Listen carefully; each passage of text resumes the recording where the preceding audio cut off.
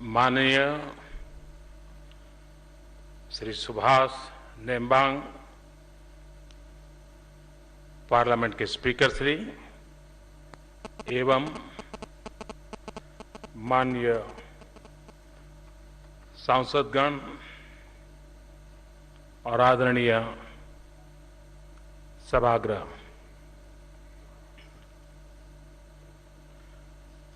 मैं नेपालमा आउन पाएकोमा अत्यन्तै हर्षित छु।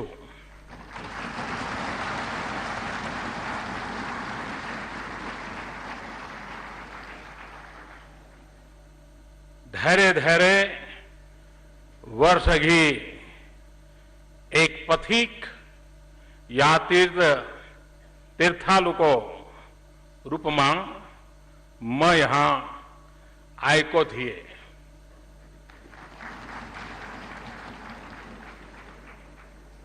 यो भनाई कि एक पटक तपाईले नेपालको भ्रमण गर्नुभयो भने यो जीवन पर्यन्त सम्बन्धमा बदलिन्छ।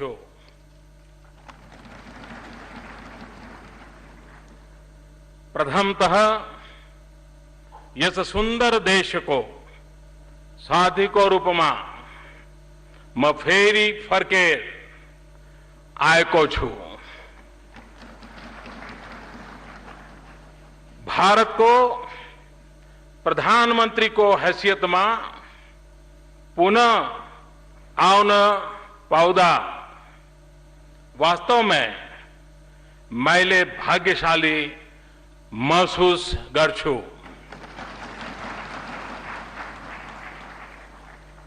यो यस्तो यात्रा थियो जुन प्रधानमंत्री को कार्यालय में प्रवेश गर्न बित्तिकै गर्न चाहन्थे किनकि हाम्रो नेपाल संघको संबंध मेरो सरकार को उच्चतम प्राथमिकता मध्ये हो।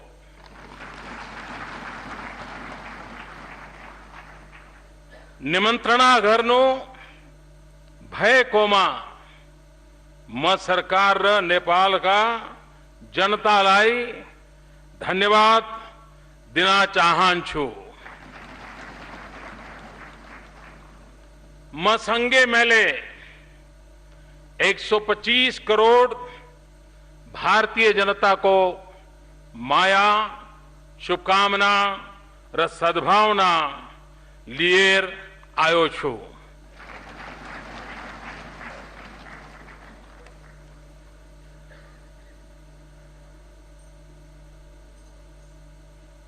आप कल्पना कर सकते हैं कि पल मेरे लिए कितने गर्व की पल है, क्योंकि आपकी संसद में मैं पहला मेहमान हूं जिसको आपने बुलाया है और संबोधन करने का अवसर दिया है। ये सम्मान सिर्फ नरेंद्र मोदी का या भारत के प्रधानमंत्री का नहीं, ये 125 करोड़ भारतीयों का सम्मान है। मैं इसके लिए आदरणीय स्पीकर श्री का और आप अभी सभी सदस्यों का हृदय से आभार व्यक्त करता हूं। भारत और नेपाल के संबंध उतने ही पुराने हैं जितना हिमालय और गंगा पुराने हैं।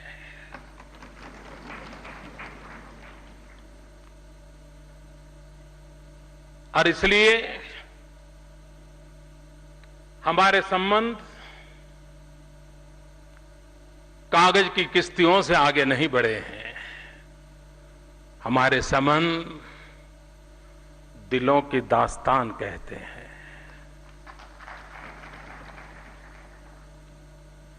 जन जन के मन के प्रतिघोष के रूप में है। हम एक ही सांस्कृतिक विरासत के धनी हैं।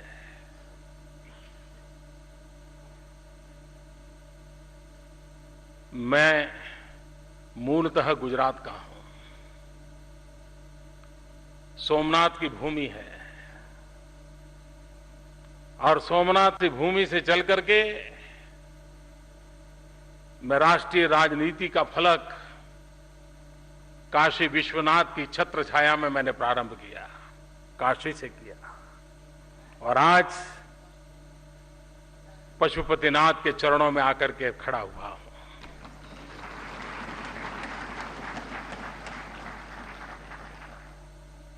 ये वो भूमि है जहां किशोरी जी बचपन में खेला करती थी और आज भी हम जनक का स्मरण करते हैं। ये भूमि है जिसने विश्व को अचंभित कर देने वाले भगवान बुद्ध को जन्म दिया है।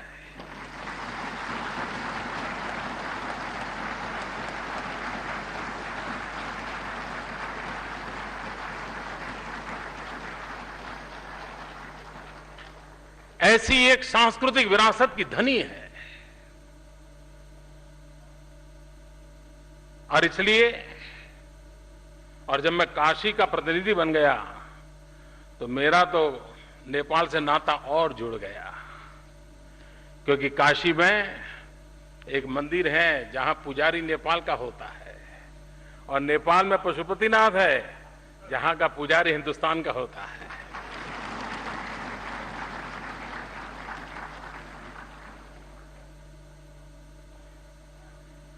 भारत का हर व्यक्ति 51 शक्तिपीठों के दर्शन की कामना करता है। उन 51 शक्तिपीठों में 2 शक्तिपीठ नेपाल में है। यानी इतना अटूट नाता है हमारा। और इतना ही नहीं, हिंदुस्तान ने वो कोई लड़ाई जीती नहीं है जिस जीत के साथ किसी नेपाली का रक्त न बहा हो।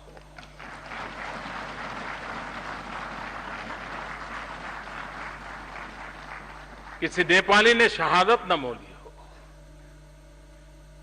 भारत के स्वाभिमान के लिए, भारत की रक्षा के लिए नेपाल का बहादुर मरने मटने के लिए कभी पीछे नहीं रहा। भारत के लिए जीने मरने वाले उन बहादुर नेपालियों को मैं आज नमन करना चाहता हूं।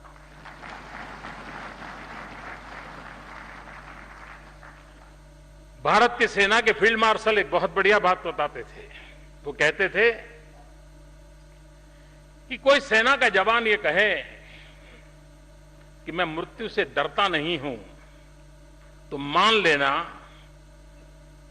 या तो वो झूठ बोल रहा है या तो वो गुरखा है।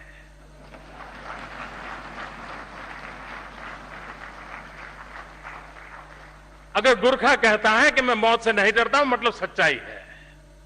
ये बात फील्ड मार्शल मानेक शॉ ने कही थी। ऐसी ये वीरों की भूमि है, सांस्कृतिक धारा है। और आज मैं कह सकता हूं, नेपाल के नागरिकों की नहीं, लोकतंत्र में विश्वास रखने वाले पूरे विश्व का ध्यान नेपाल की तरफ केंद्रित हुआ है। और नेपाल की तरफ केंद्रित हुआ है मतलब इस सभागृह में बैठे हुए आप सब पर केंद्रित हुआ है।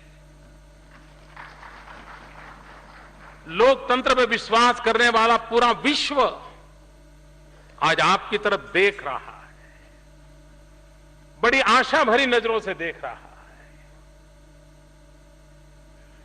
आपको लगता होगा कि आप इस सदन में बैठ करके संविधान के निर्माण की चर्चा कर रहे हैं, भिन्न भिन्न धाराओं की चर्चा कर रहे हैं, समाज के भिन्न भिन्न वर्गों के हितों के कल्याण की चर्चा कर रहे हैं। इतना नहीं है। संविधान के निर्माता के रूप में आपको यह सौभाग्य मिलना उस घटना को मैं अगर और तरीके से देखूं, हम जिस परंपरा से जीते हैं, कभी कुछ ऋषि मन ने वेद निर्माण किए, किसी ने उपनिषदें निर्माण की, किसी युग में संहिताओं का निर्माण हुआ, और जिसके प्रकाश में हजारों साल से हम अपना जीवन निर्वाह और आयोजन करते रहते हैं। उसी कड़ी में आधुनिक जीवन में राष्ट्र का संविधान भी एक नई संहिता के रूप में जन्म लेता है। नए युग को दिशा दर्शन देने का काम संविधान के माध्यम से होता है, जो किसी जमाने में ऋषियों ने वेद के द्वारा, पुराणों के द्वारा, संहिता के द्वारा किया था। एक प्रकार से आप नई संहिता लिख रहे हैं, और इसलिए ये सौभाग्य प्राप्त करने वाले आप सबको मैं हृदय से अभिनंदन करना चाहता हूं, बधाई देना चाहता हूं।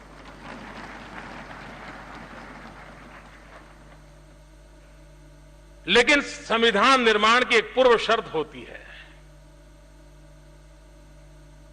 संविधान के निर्माण के लिए ऋषि मन होना जरूरी होता है।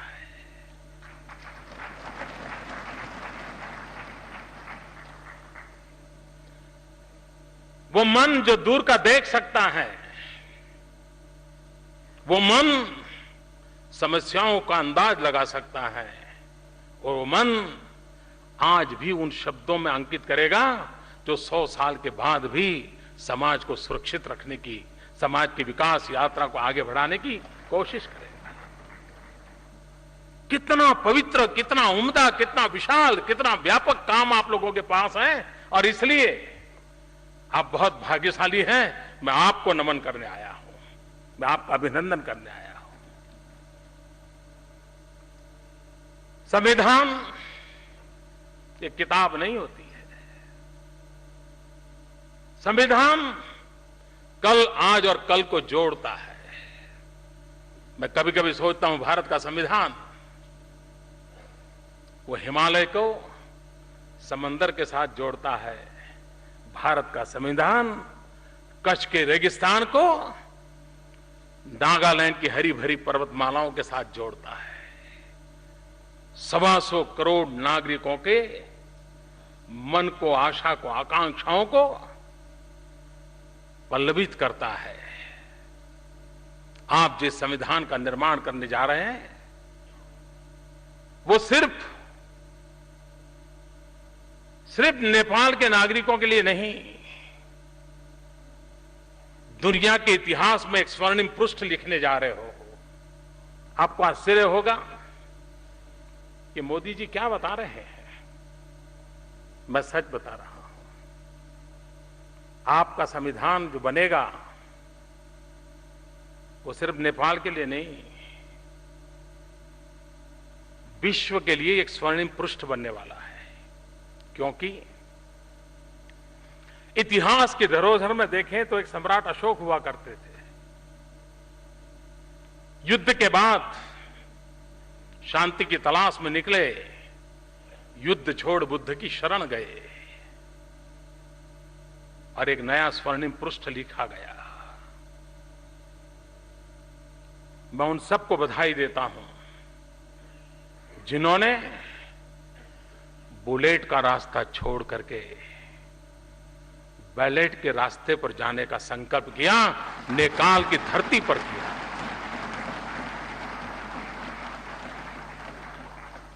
मैं उन सबका अभिनंदन करता हूं जो युद्ध से बुद्ध की ओर प्रयाण किया है, और इस सदन में आपकी मौजूदगी युद्ध से बुद्ध की तरफ की आपकी यात्रा का अनुमोदन करती है, और इसलिए मैं आपको बधाई देने आया हूं। आप जब संविधान का निर्माण करेंगे, वो संविधान, और मुझे विश्वास है कि पीस प्रोसेस के गर्भ से एक ऐसा उम्दा संविधान जन्म लेने वाला है जो कोटि कोटि जनों की आशा आकांक्षाओं की पूर्ति करने वाला है। लेकिन इससे भी आगे आज दुनिया के हर भूभाग में छोटे मोटे कई गुट ऐसे पैदा हुए हैं जिनका हिंसा में ही विश्वास है, शस्त्र के माध्यम से ही सुख प्राप्त करने का उनको मार्ग लगता है। विश्व के सामने नेपाल वो देश बनेगा जब संविधान लेकर के आएगा, वो दुनिया को विश्वास दिलाएगा कि शस्त्रों को छोड़ करके शास्त्र के सहारे भी जीवन को बदला जा सकता है। ये उम्दा काम आप करने वाले। हिंसा में विश्वास करने वाले दुनिया के घूंटों को नेपाल का संदेश जाएगा कि बम, बंदूक और पिस्तौल के माध्यम से भलाई नहीं होती है।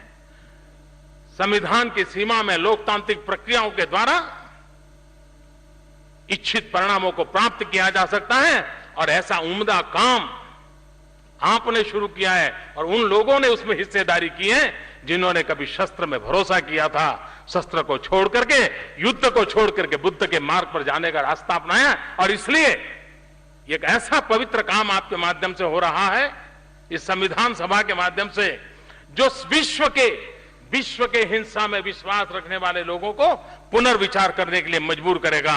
और आपका प्रयोग अगर सफल रहा तो विश्व को हिंसा से मुक्ति का एक नया मार्ग ये बुद्ध की भूमि से मिलेगा। ये मुझे आपके संविधान में ताकत नजर आ रही है और इसलिए मैं उस रूप में इस संविधान सभा को देख रहा हूं, उस सामर्थ्य के रूप में देख रहा हूं। संविधान किसके लिए? भारत प्रारंभ से मानते आया है हमारा काम आपके काम में दखल करने का नहीं है। भारत का तो काम आप जो संकल्प करें, आप जो दिशा चुने, उसमें हम अगर काम आ सकते हैं तो काम आना यही हमारा संकल्प है। आपको दिशा देना ये हमारा काम नहीं, आपकी मंजिल को और ले जाना ये हमारा काम नहीं है। नेपाल एक सार्वभौम राष्ट्र है।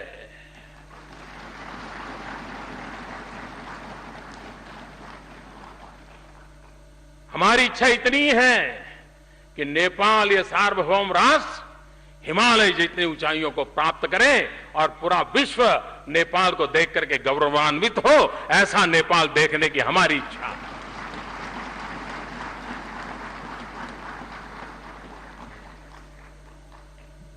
और इसलिए आपके पड़ोस में बैठ करके और हमारे लोकतंत्र के अनुभव के आधार पर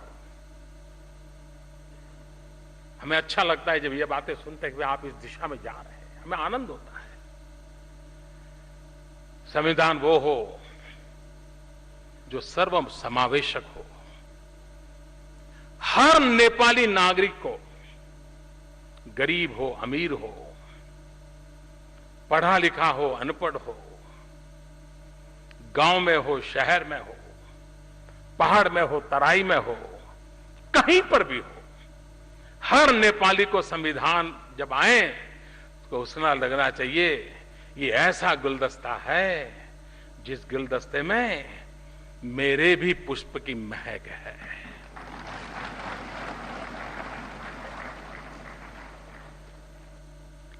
और संविधान निर्माता ऐसा गुलदस्ता बनाएंगे कि जिसके कारण हर नेपाली को लगेगा, हां ऐसा बढ़िया गुलदस्ता आया है, मेरा फूल भी महक मुझे उसमें महसूस हो रही है। वो काम आप करने जा रहे हैं। संविधान वो हो जो सर्वजन हिताय हो, सर्वजन सुखाय हो, किसी एक का भला करने के लिए नहीं। संविधान जन सामान्य की आशा आकांक्षाओं की पूर्ति के लिए होना चाहिए। संविधान जोड़ता है, संविधान कभी तोड़ता नहीं है। संविधान विवादों को संवाद की ओर ले जाने का एक सबल माध्यम होता है और इसलिए चाहे पहाड़ हो, तराई हो, संविधान जोड़ने का काम करे और अधिक ताकत पैदा करने का काम करे, सिद्धि प्राप्त करेंगे, ये मेरा पूरा विश्वास है। संविधान वर्तमान के बोझ से दबा हुआ नहीं होना चाहिए। और ऋषि मन का मेरा तात्पर्य यही है, जो वर्तमान से मुक्ति की अनुभूति करता है और जो आने वाले कल को बहुत गहराई से देख सकता है, वही ऋषि मन होता है जो संविधान आने वाली पीढ़ियों के लिए करता है। और हमारी सोच होनी चाहिए। संविधान में हजारों चीजें होगी, लेकिन एक कॉमा, एक फुल स्टॉप कहीं पर भी ऐसा आ गया जो आज तो पता नहीं रहे, कॉमा है, फुल स्टॉप है, पता नहीं, लिख दिया।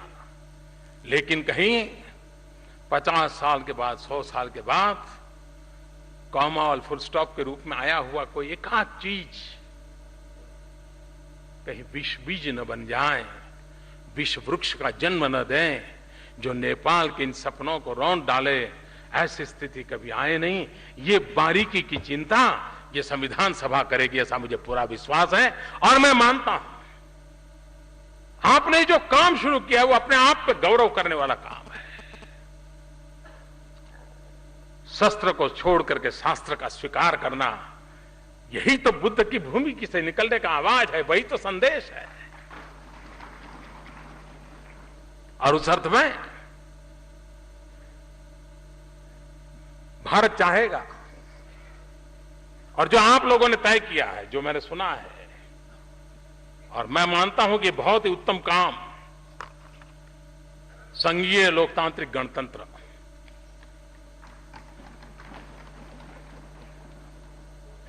आज उपलब्ध व्यवस्था में उत्तम रास्ता आपने चुना है। और भारत हमेशा आपके संघीय लोकतांत्रिक गणतंत्र की कल्पना को पूरा पूरा आदर करता है, स्वागत करता है। इंतजार यही है कि जितना जल्दी हो, इंतजार इसी बात का है।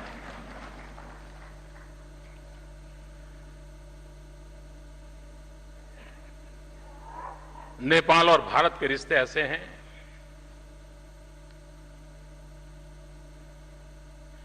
कि थोड़ी सी भी हवा इधर उधर हो जाए तो ठंड हमें भी लगती है। अगर सूरज यहां तप जाए तो गर्मी हमें भी लगती है। ऐसा अटूट नाता है। अगर आप चैन से न सोए हो तो हिंदुस्तान चैन से नहीं सो सकता है। नेपाल का कोई मेरा भाई भूखा हो तो भारत कैसे आनंद ले सकता है। कल जब ये कोशी की घटना घटी, समाचार आए, मेरी पूरी सरकार लगी रही है, भाई कितना बड़ा हादसा हुआ है, क्या हुआ है, इतनी बड़ी चट्टान गिरी है, कोशी नदी का पानी रुका है, पता नहीं इतने लोग खो गए हैं, इतने लोग मारे गए हैं। जितनी चिंता आपको सताती थी उतनी ही चिंता मुझे भी सताती थी। क्यों? ये कष्ट आपका है, वो मेरा भी है। ये आपदा आपकी है तो वो आपदा मेरी भी है। और हिंदुस्तान के किसी कोने में जितनी तेजी से मदद पहुंचाए उतनी ही तेजी से मैंने मदद पहुंचाने के लिए दिशा पकड़ी और लोगों को मैंने भेज दिया। क्यों? आप मेरे हैं, हमारे हैं, हम आप अलग हो नहीं सकते।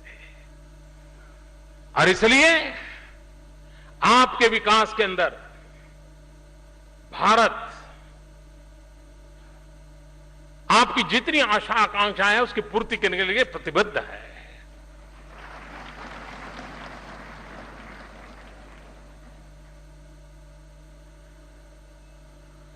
नेपाल जहां से जन्मे हुए बुद्ध ने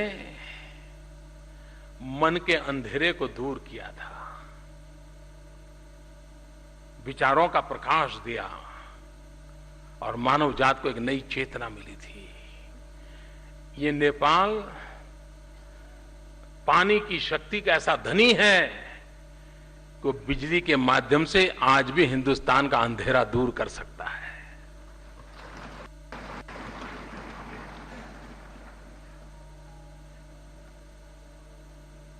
और हम बिजली मुफ्त में नहीं चाहते, हम खरीदना चाहते हैं।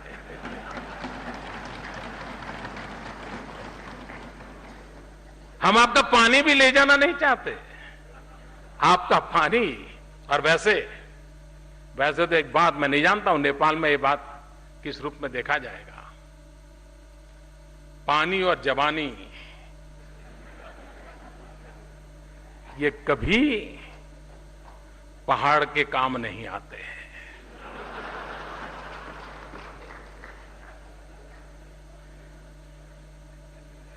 पानी पहाड़ में रहता नहीं, चला जाता है। और जवानी भी, पहाड़ में जवानी, थोड़ा सा उम्र बढ़ गई तो मौका ढूंढ, चलो कहीं चले जाए, रोजी रोटी। बेचारे को कहा रोजी रोटी नहीं है। वो जवानी भी पहाड़ के काम नहीं आती, वो पानी भी पहाड़ के काम नहीं आता है। लेकिन किसी युग में कहा गया होगा हमें इस बात को बदलना है। वो पानी पहाड़ के काम कैसे आए, वो जवानी पहाड़ को कैसे नए रौनक दें, वो नई दिशा बदलना हम चाहते हैं। और इसलिए विकास यही एक उसके लिए मार्ग है। भारत युवा देश है, नेपाल भी युवा देश है। यहां कितने नौजवानों की तादाद है। अगर उन नौजवानों के हाथ में अवसर दिया जाए, नेपाल की कल क्या, नेपाल की आज बदलने का सामर्थ्य इस नौजवानों में है। वो अवसर कैसे मिलेगा? हम प्राकृतिक संसाधनों का समुचित उपयोग करके विकास की एक दिशा तय नहीं करेंगे तो कैसे होगा? भारत इसके लिए आपके साथ कंधे से कंधा मिलाकर के चलना चाहता है। निर्णय आप कीजिए, आप अपने नेतृत्व का परिचय दीजिए और अकेले हिंदुस्तान को बिजली बेचकर भी नेपाल समृद्ध देशों में अपनी जगह बना सकता है। इतनी ताकत आपके पास है। हम इसमें आपके साथ आपकी इस विकास यात्रा में जुड़ना चाहते हैं। यहां पर ट्रकों के द्वारा ऑयल आता है। युग बदल चुका है, पाइपलाइन से क्यों ना आए। हम उस काम को पूरा करेंगे।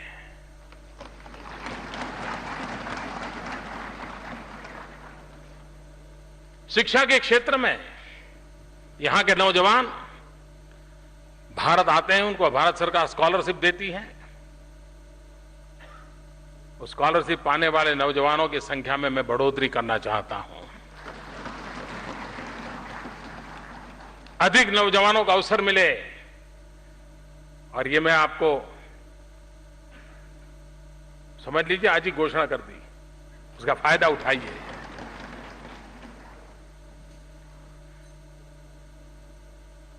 जब लक्ष्मण जी मूर्छित हो गए तो हनुमान जी पौधा लेने के लिए यहां आए थे।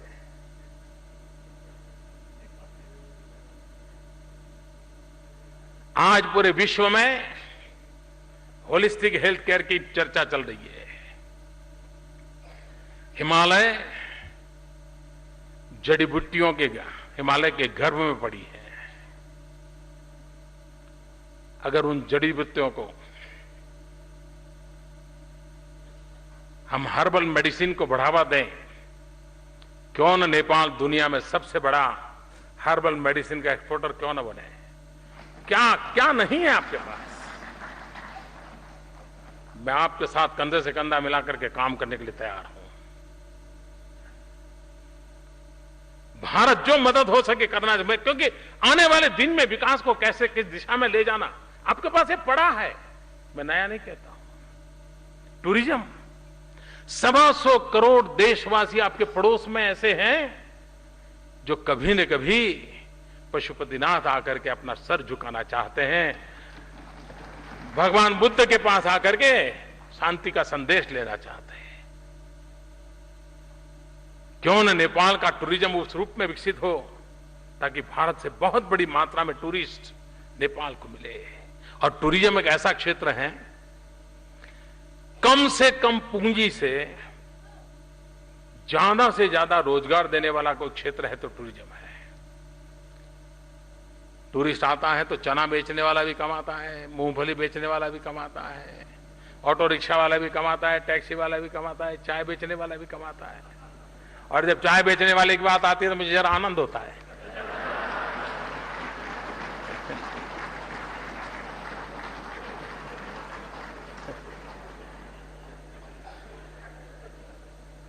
कहने का मतलब यह है कि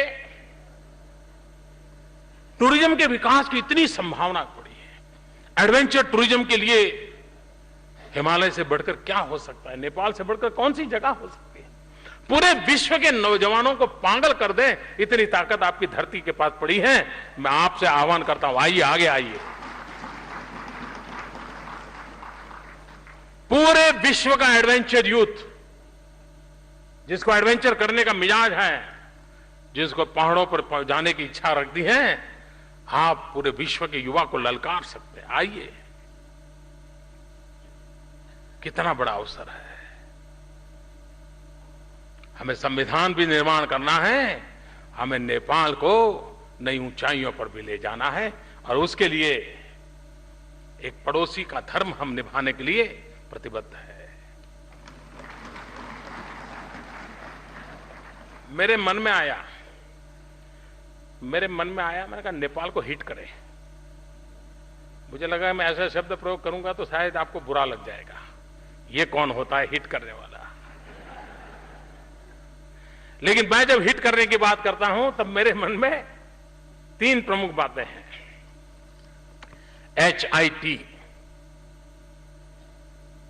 एक हाईवेज, दूसरा आईवेज और तीसरा ट्रांसवेज। नेपाल को भारत की जितनी जल्दी ये गिफ्ट दें, हाईवेज दें, आईवेज, इंफॉर्मेशन वेज, पूरे विश्व के अंदर नेपाल पीछे रहना नहीं चाहिए।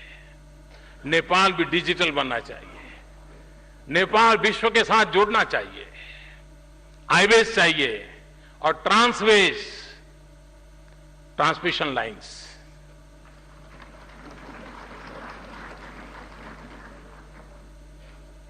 आज बिजली जितनी हम दे रहे हैं नेपाल को, उसको डबल करने का मेरा इरादा है, और उसके लिए जितना जल्दी ट्रांसमिशन लाइन लगाएंगे, अभी हम नेपाल का अंधेरा दूर करेंगे और दशक के बाद अंधेरा हिंदुस्तान का नेपाल दूर करेगा। ये हमारा नाता है।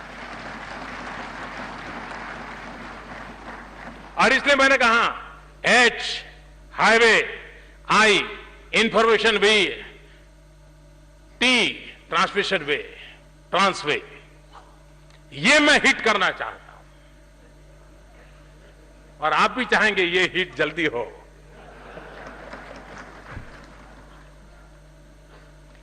मुझे विश्वास है कि हम अब, हमें लगता है जितना जल्दी नेपाल को हमारे पास बुला सके हम बुलाना चाहते हैं। अब इसको खिसक कर तो ले जाने वाला विज्ञान तो भी आया नहीं है, लेकिन अगर महाकाली नदी पर ब्रिज बन जाए तो मेरे और आपके बीच की दूरी बहुत खत्म हो जाएगी। आप एकदम हमारे पास आ जाएंगे। आज हमें घूम घाम करके पहुंचना पड़ता है, महाकाली नदी पर ब्रिज बन गया तो हमारी दूरियां कम हो जाएगी, और हम इस बात पर बल देकर के आगे बढ़ना चाहते हैं। उसी प्रकार से सीमा हमारे लिए, बॉर्डर जो है वो बैरियर नहीं हो सकती, बॉर्डर ब्रिज बनना चाहिए।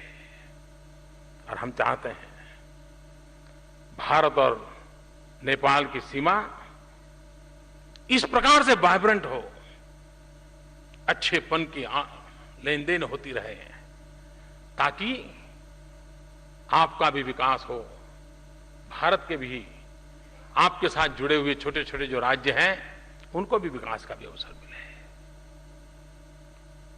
एक योजना आज मैं प्रधानमंत्री जी से बता रहा था, मैंने कहा कि हिमालय पर रिसर्च होना बहुत जरूरी है। इतनी बड़ी प्राकृतिक संपदा है, भारत ने उस पर एक काम शुरू किया है। हमने हमारे इस बजट में भी उसकी घोषणा की है। नेपाल भी उसमें आगे बढ़े। और हम मिलकर के हिमालय की शक्ति मानव जात के लिए कैसे काम आ सकती है, उसके वेज एंड मीन्स क्या हो, उसके सामर्थ्य को हम पहचाने, विज्ञान की उन नई परतों को हम खोलें और मानव जात के कल्याण की दिशा में हम जरूर काम करें। उसी प्रकार से हम प्रयास करना चाहते हैं। कभी कभी मैं हैरान हो जाता हूं,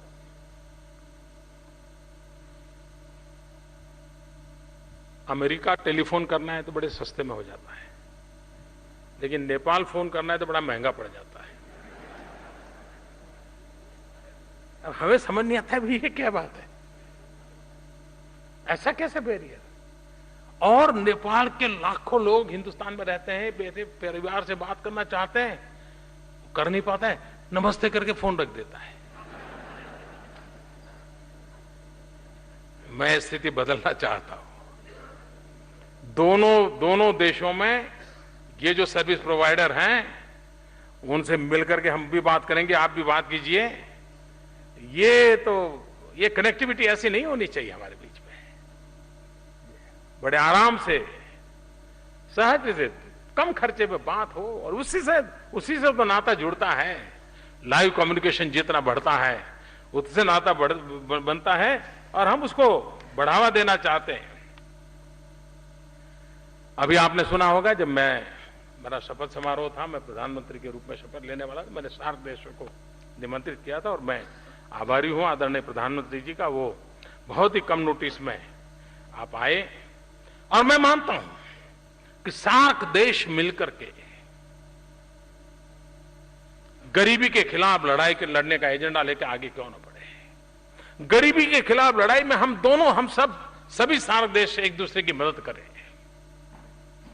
और उसमें एक काम सार्क देशों को, और भारत का दायित्व है, हम कोई उपकार नहीं करते, हम मानते हैं हमारा दायित्व है कि हमारे अड़ोस पड़ोस के हमारे जितने भी छोटे भाई हैं, हमारे साथी भाई हैं, उनकी विकास यात्रा में हम मददरूप हो। और इसलिए अभी मैंने घोषणा की है कि स्पेस टेक्नोलॉजी का लाभ हमारे सार्क देशों को मिलना चाहिए और इसलिए भारत की तरफ से एक सार्क सैटेलाइट लॉन्च किया जाएगा, जिस सार्क सैटेलाइट का लाभ हेल्थ सेक्टर के लिए, एजुकेशन सेक्टर के लिए, स्पेस टेक्नोलॉजी का लाभ सार्क देशों को मिले, नेपाल को मिले, उस दिशा में हमने कदम उठाना तय किया है। और इसलिए इसका आगे वाले दिनों में जरूर लाभ मिलेगा। उसी प्रकार से मैंने पहले ही कहा कि जो मल्टीपर्पज प्रोजेक्ट आपने देखा होगा, हम इतने पास में हैं, आप और बीच में कोई ज्यादा दूरी नहीं है, आते आते 17 साल लग गए।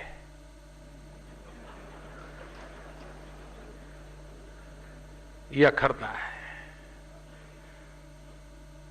मैं आपको वादा करता हूं अब ऐसा नहीं होगा।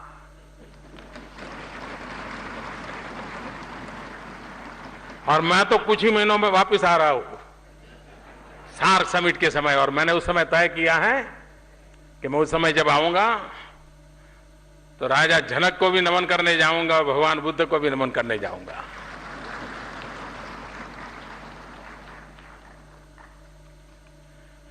यह खुशी की बात है कि पंचेश्वर प्रोजेक्ट बहुत पहले तय हुआ, कितने रुपये की लागत बढ़ गई, लेकिन अब अथॉरिटी का निर्माण दोनों देशों में हुआ है। मैं मानता हूं 1 साल के भीतर 5,600 मेगावाट का ये प्रोजेक्ट काम आरंभ हो जाए। आप कल्पना कर सकते हैं नेपाल की कितनी बड़ी सेवा होगी। आज नेपाल के पास जितनी बिजली है उससे करीब करीब 5 गुना बिजली। छोटी बात नहीं है जी। विकास को कितनी नई ऊंचाई मिल सकती है, और उसके लिए भारत बिल्कुल प्रोएक्टिव होकर के आपके साथ काम करने के लिए तैयार हो और हम आपको उस दिशा में पूरा प्रयास करेंगे। एक बात की और मैं चाहूंगा, जैसे मैंने कहा हर्बल मेडिसिन एक बहुत बड़ा क्षेत्र है, वैसे भी ऑर्गेनिक फार्मिंग पूरे दुनिया के अंदर एक बहुत बड़ा मार्केट खड़ा हुआ है। जो माल रुपये में बिकता है वो अगर ऑर्गेनिक है तो डॉलर में बिकने लग जाता है। और नेपाल एक ऐसी भूमि है जहां ये संभव है। भारत में सिक्किम एक राज्य आपके पड़ोस में ही माना जाएगा। सिक्किम ने पूरा ऑर्गेनिक स्टेट बना दिया अपने आप को, और उसके कारण उसका विश्व में एक नया मार्केट खड़ा हुआ है। अगर नेपाल उस दिशा में जाना चाहता है, मुझे खुशी होगी आपको मदद करने की, आपके साथ काम करने की। उसी प्रकार से हमने एक प्रयोग शुरू किया है हिंदुस्तान में सॉइल हेल्थ कार्ड का। हम जानते हैं नेपाल और हिंदुस्तान में हम नागरिकों के पास भी हेल्थ कार्ड नहीं है, लेकिन हम सॉइल हेल्थ कार्ड किसानों को उसकी जमीन की तबीयत कैसी है, कोई बीमारी तो नहीं है, विशेषताएं क्या है, किस प्रकार के फसल के लिए उपयोगी हैं, कौन सी दवाइयां वहां नहीं डालनी चाहिए, कौन सी दवाइयां ही डाली जा सकती है, कितना फर्टिलाइजर लेना, ये सारी वैज्ञानिक तरीके से आगे बढ़ाया जा सकता है।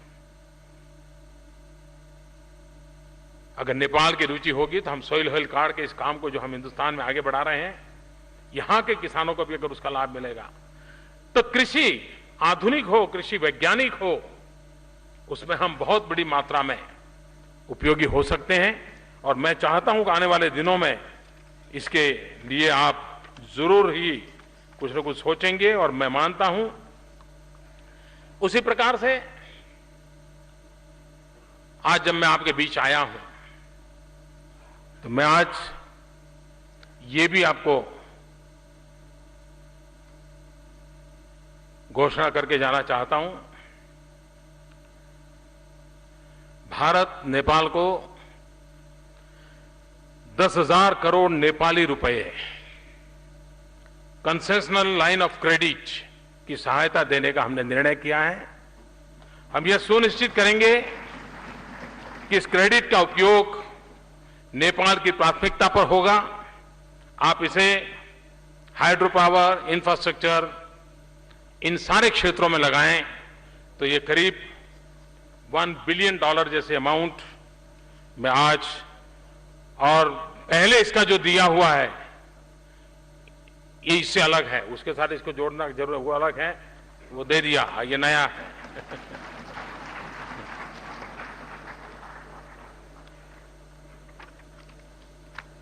तो फिर एक बार आपने मेरा स्वागत किया, सम्मान किया, इसलिए मैं आपका आभारी हूं।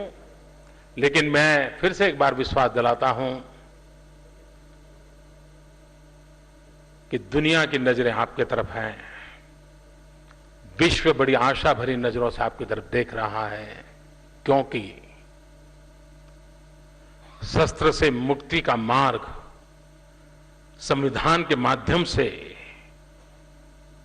आज शस्त्र के रास्ते पर चल पड़े लोगों को वापस लाने का काम नेपाल की सफलता से जुड़ा हुआ है। आप सफल हुए तो दुनिया को वापस लौटने का अवसर मिलेगा, शस्त्र छोड़ने की प्रेरणा मिलेगी, और लोकतांत्रिक व्यवस्था से भी जन मन की आशा आकांक्षाओं की पूर्ति का रास्ता नया विश्वास पैदा करेगा। आप संविधान के इस काम को उस रूप में देखें, इसलिए मैं दोबारा उस बात का उल्लेख करता हूं कि आपका ऋषिवन 100 साल के बाद नेपाल कैसा हो, नेपाल के लोग कैसे हो, नेपाल के लोगों को क्या मिले, इसका निर्णय आप कर रहे हैं, और उस निर्णय में आप सफल होंगे। और भगवान की बुद्ध की भूमि में विचारों की कोई कमी हो नहीं सकती, इरादों की कमी नहीं हो सकती है, संकल्प शक्ति की कमी नहीं हो सकती है। और इसलिए एक नया इतिहास यहां से रचने जा रहा है, इसको इतना बड़ा लाभ मिलने वाला है, ये मुझे पूरा विश्वास है। और हम सबको मैं यही कहूंगा कि हमारे जो संबंध है, भारत नेपाल मैत्री, ये अमर रहे।